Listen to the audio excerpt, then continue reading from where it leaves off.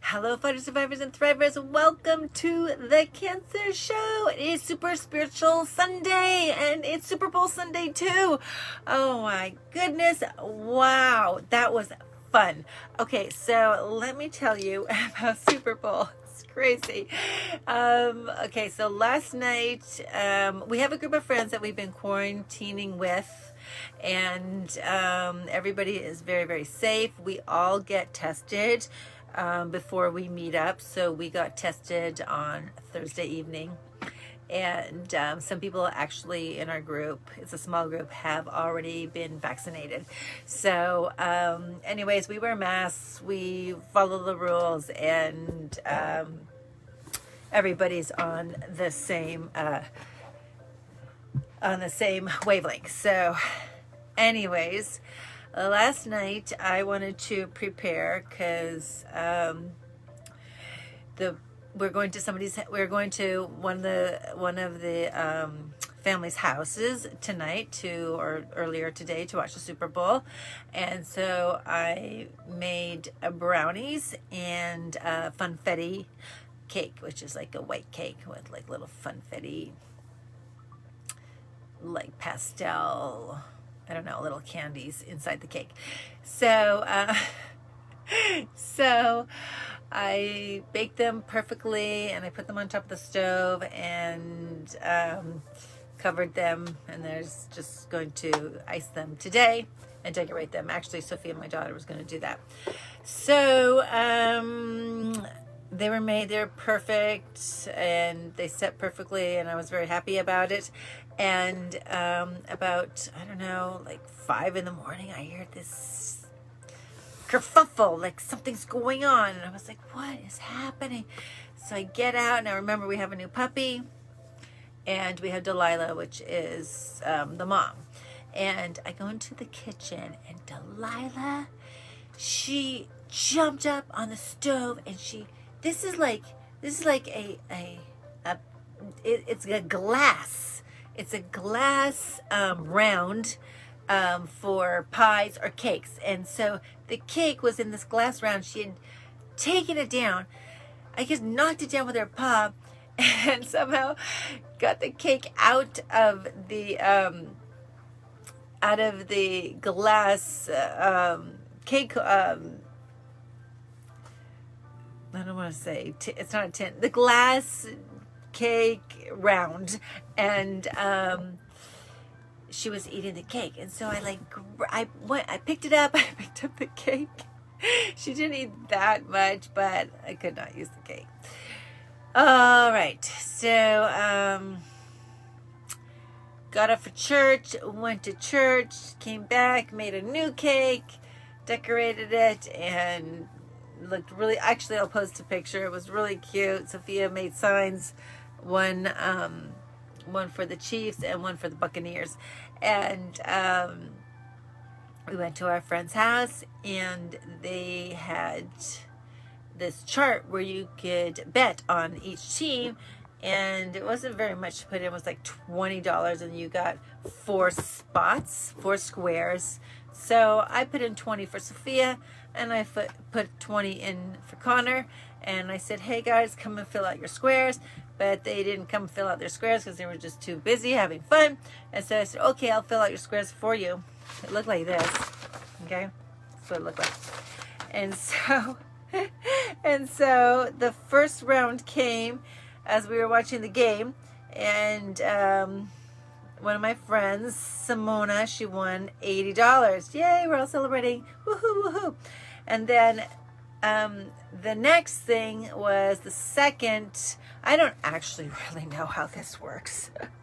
I have no idea, but apparently I think it's at the end of each quarter, or I really don't know. Somehow they have numbers on the top and they have numbers on the side, and then when the numbers meet up, whoever's name's in that like intersection. Oh my gosh, the people that know how to like gamble are going, she doesn't know anything about this. And you're right, I don't. Well, anyways, I don't know what happened, but all of a sudden I hear Connor won. So Connor's my son, and he won $120. I'm like, yay, $120. That's So we're watching the game, and we're talking, and children are having fun, and I don't even remember how long it was after, but I hear the name Sophia. Sophia won. Oh my gosh, that's my daughter. And she won $100. I'm like, that's awesome. That's so awesome. So I was like very, very excited about this. And I'm going to tell you why in a second. And then it was towards the end of the game, all of a sudden I hear Sophia again. Sophia's name was called. I'm like, are you kidding me? So she won $100 again. She won $200 and Connor won $120. So $320 with a $40 investment. And this was just like so much fun. One, because it really, there's nothing to it. You just like write your name down in boxes. So there's no when you play, if you play the lottery, you pick maybe your favorite numbers or your birth dates or, something like that. But for this, it's just like pick a spot.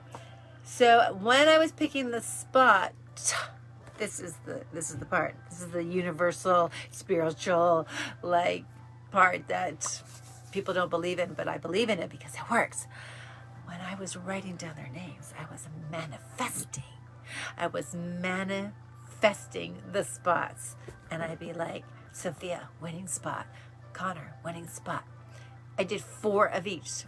4 Sophia's winning spots and 4 of Connor's winning spots. Now, what are the chances that they basically won 3 out of the 4 wins? I didn't have my name down. I just had their name down. But when I was writing it, I was manifesting. This is a winning spot. This is a winning spot. And you know what? They were winning spots. 3 winning spots. And one other person got one of the spots, and it was the lowest amount, which was $80. So I was like, manifesting! And I was teasing them. I'm like, you see, you have to manifest. So you really do have to manifest. But manifestation does not work unless you believe. You have to believe. Otherwise, your higher power, the universe, your angels, they're not going to respond. So if you don't believe it, if you're like, oh, this is a bunch of crazy stuff, blah, blah, blah, then it's not going to work. You have to believe 100% that it's possible. And I have manifested many things, many, many, many things. And I believe that, my spiritual awakening started when I was going through cancer, because you're functioning at a different level. You're functioning on a level like you're in the big leagues, okay? Because your life is on the line. So it's a different way of, when you wake up and you're healthy, 100% healthy, you don't think about, your mortality or what's going to happen that day or what your test results are like or, how the surgery went. You don't think about those things. But when you're going through treatment, and having surgeries and procedures, everything is a big deal, because those things need to go well for you to survive. So you're functioning on a level of hope and work. Of course, you have to work for it, but hope plays a lot into that. So before I did anything, I would have this whole, before I went into a surgery or a procedure or whatever it was, even my chemo, I would have this, set of prayers, a set of intentions, these requests, and it made a difference. It made a difference because, I would visualize going into surgery and the surgeon cleaning out anything that was toxic, clearing any tumors, clearing my body of all cancers. I visualized this. No problem. Super smooth surgery. Everybody working in unison and coming out with all margins clear and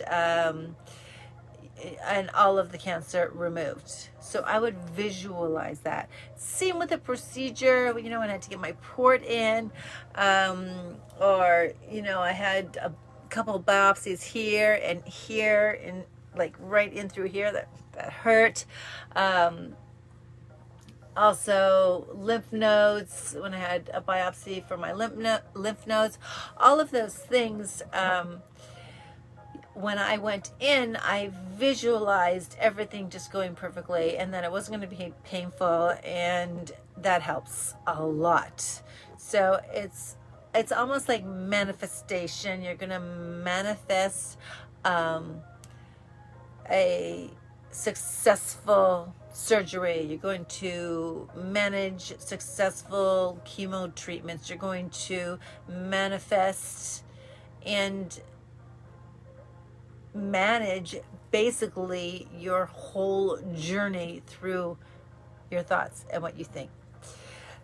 Okay, so like sometimes, the manifestation doesn't always go as planned, but it does work for you. Just like when I was so sick with typhlitis and I was in the hospital basically from chemo poisoning.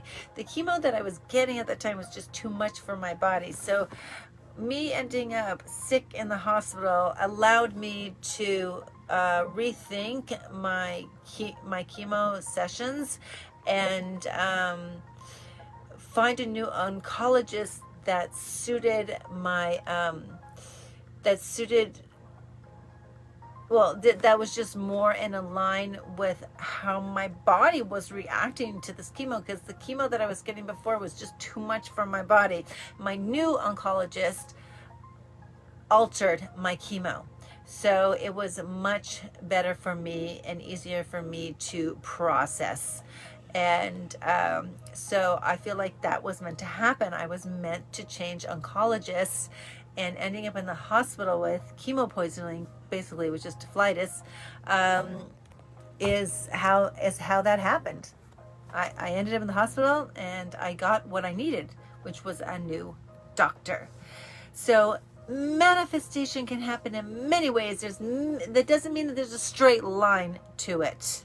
And it doesn't mean that, you can you can manifest the lottery or manifest just, I'm cured just because you're thinking of that. I'm not telling you about that. I'm just like putting your mind and your body and your soul into your thoughts, or just doing something like simple, like this is a winning number, this is a winning square, this is a winner, this is a winner. And I'm saying that 3 times.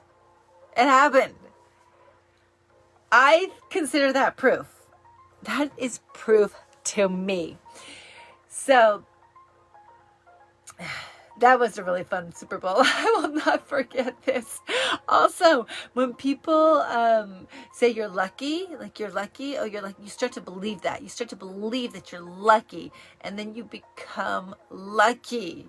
It's true. It's crazy, but it's true. It happens. You start having more luck because you think you're lucky. And it's amazing. So just try it. Okay, just try manifesting. Just try reaching out to your higher power. Just try connecting with whomever it is you worship, you honor, you respect. Just try it and see what happens. It can't hurt. Not at all. Not one single bit. It can only help. So the next time you're feeling stressed or worried, do the manifestation about how it's going to go down, how it's going to be, and how you see it after. And then say it out loud. Say it in your mind. Write it down, whatever it is, and then start manifesting. Like, I'm asking it to enter your body, your soul, allowing it to thrive and allowing for that magic to happen. Yes. Can I get an amen? Oh, awesome. All right. Okay. I will see you tomorrow for Cancer Centric Meditation Monday. I look forward to it. Daily mantra, please. I am healthy. I'm happy. I'm whole. I am healthy. I'm happy. I'm whole. I am healthy. I am happy. I am whole. Yes.